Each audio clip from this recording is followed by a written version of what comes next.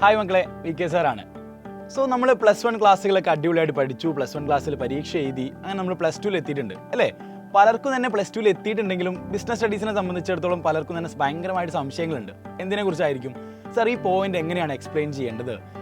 ഈ പോയിന്റിന് explanation ആവശ്യമായിട്ടുണ്ടോ? Sir ഇത് എക്സ്പ്ലനേഷൻ എല്ലാം ഓർത്തിരിക്കാൻ ഭയങ്കരമായിട്ട് ബുദ്ധിമുട്ടുന്നുണ്ട്, എങ്ങനെ ഇത് കൃത്യമായിട്ട് എഴുതാൻ വേണ്ടി പറ്റും എന്നൊക്കെ ചോദിച്ചിട്ട് കുറേ ലൈവ് ക്ലാസ്സുകളൊക്കെ കുട്ടികൾ ചോദിക്കാറുണ്ട്. ഇതിനൊരു സൊല്യൂഷനുമായിട്ടാണ് സാർ ഇന്ന് ഈ വീഡിയോയിൽ വന്നിട്ടുള്ളത്. ഇപ്പോൾ ഒരു ടേം എക്സ്പ്ലെയിൻ ചെയ്യാൻ പറയുന്ന സമയത്ത് അല്ലെങ്കിൽ ഒരു പോയിന്റ് എക്സ്പ്ലെയിൻ ചെയ്യുന്ന സമയത്ത് നമുക്കറിയാം നിങ്ങൾക്ക് ഉണ്ടാകുന്ന ഒരു ടെൻഷനാണ്, പ്രധാനപ്പെട്ട ഒരു ടെൻഷനാണ് ആ പോയിന്റ് എക്സ്പ്ലെയിൻ ചെയ്യുന്ന സമയത്ത് ഗ്രാമറിൽ മിസ്റ്റേക്ക് വരുമോ, അല്ലെങ്കിൽ കൃത്യമായിട്ട് വൊക്കാബുലറി പ്രശ്നമാവുമോ എന്നുള്ള സംശയങ്ങളൊക്കെ ഉണ്ടായിരിക്കാം. പക്ഷെ നമ്മൾ ഇമ്പോർട്ടൻ്റ് ആയിട്ട് ശ്രദ്ധിക്കേണ്ട ഒരു കാര്യം എന്ന് പറയുന്നത്, നിങ്ങൾ ഈ ചേർക്കുന്ന ഈസ്, വാസ് എന്നൊക്കെ പറഞ്ഞ് ചേർക്കുന്ന ഓക്സിലറീസ് എക്സ്പ്ലെയിൻ ചെയ്യുന്ന സമയത്ത് തെറ്റുകളായിട്ട് വരാൻ സാധ്യതയുണ്ടോ, അത് തെറ്റാവുമോ എന്നുള്ള പ്രശ്നമാണ് ഏറ്റവും ഇമ്പോർട്ടൻ്റ് എന്ന് പറയുന്നത്. അതിനൊരു സൊല്യൂഷൻ എന്ന് പറയുന്നത് നിങ്ങൾ ആ കോൺസെപ്റ്റുമായി ബന്ധപ്പെട്ട കീവേഡ്സ് ആദ്യം ഐഡൻറ്റിഫൈ ചെയ്യുക എന്നുള്ളത് തന്നെയാണ് ഏറ്റവും ഇമ്പോർട്ടൻ്റ് ആയിട്ടുള്ള കാര്യം എന്ന് പറയുന്നത്. ഇപ്പോൾ നമുക്കൊരു ഉദാഹരണം എടുക്കുകയാണെന്നുണ്ടെങ്കിൽ ഓർഗനൈസിംഗ് എന്ന ടേം എടുക്കാം അല്ലേ?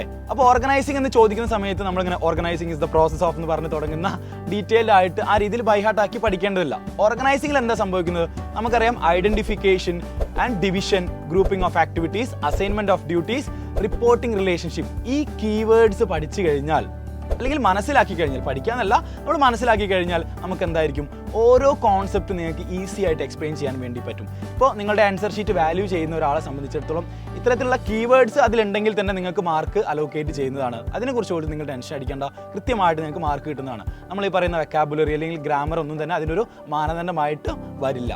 അപ്പോൾ മക്കളെ, നമുക്കറിയാം നമ്മുടെ ബിസിനസ് സ്റ്റഡീസിൽ ഒരുപാട് ചാപ്റ്റേഴ്സ് നമുക്ക് പഠിക്കാനുണ്ട്. ആ ചാപ്റ്റേഴ്സിലുള്ള കാര്യങ്ങളൊക്കെ എക്സ്പ്ലെയിൻ ചെയ്യാമെന്ന് പറഞ്ഞാൽ നമുക്ക് ബുദ്ധിമുട്ടുള്ള കാര്യങ്ങളാണ്. സോ ഏതെങ്കിലും ടേം ചോദിച്ചു കഴിഞ്ഞാൽ അതിലെ കീവേഡ്സ് മനസ്സിലാക്കിക്കൊണ്ടാണ് നിങ്ങൾ ഈ രീതിയിൽ ക്രിസ്പായിട്ട് ബിസിനസ് സ്റ്റഡീസിനെ പഠിക്കേണ്ടത്. അങ്ങനെ പഠിക്കുകയാണെന്നുണ്ടെങ്കിൽ ഉറപ്പായിട്ടും ബിസിനസ് സ്റ്റഡീസിൽ ഫുൾ മാർക്ക് നിങ്ങൾക്ക് സ്കോർ ചെയ്യാൻ വേണ്ടി പറ്റും. അപ്പോൾ മക്കളെ, നമുക്ക് ഇതുപോലെയുള്ള ഇൻഫോർമേറ്റീവ് ആയിട്ടുള്ള വീഡിയോസുമായിട്ട് വീണ്ടും കാണാം. ചാനൽ സബ്സ്ക്രൈബ് ചെയ്യാത്തവരുണ്ടെങ്കിൽ ചാനൽ ഒന്ന് സബ്സ്ക്രൈബ് ചെയ്തിട്ടേക്കുക. So till then, by.